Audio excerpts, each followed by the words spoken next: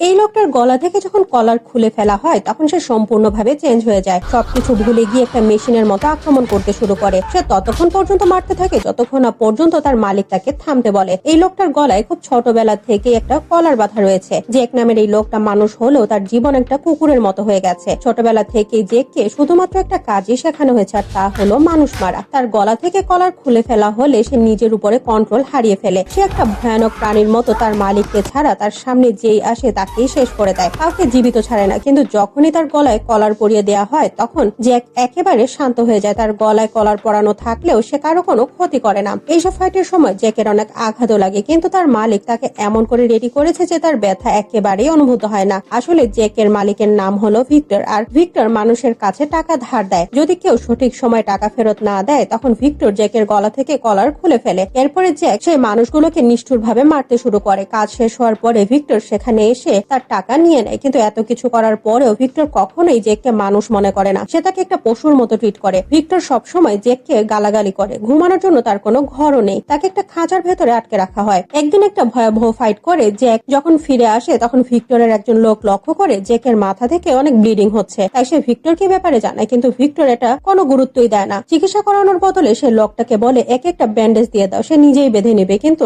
জেকের ব্রেইন একটা ছোট বাচ্চার মতো, সে এটা জানে না ব্যান্ডেজ কেমন করে বাঁধতে হয়, কারণ সে এর আগে কখনোই বাইরের পৃথিবী দেখেনি। তার সম্পূর্ণ জীবন অর্থাৎ ছোটবেলা থেকে এখন পর্যন্ত এই খাঁচার ভেতরেই কেটেছে।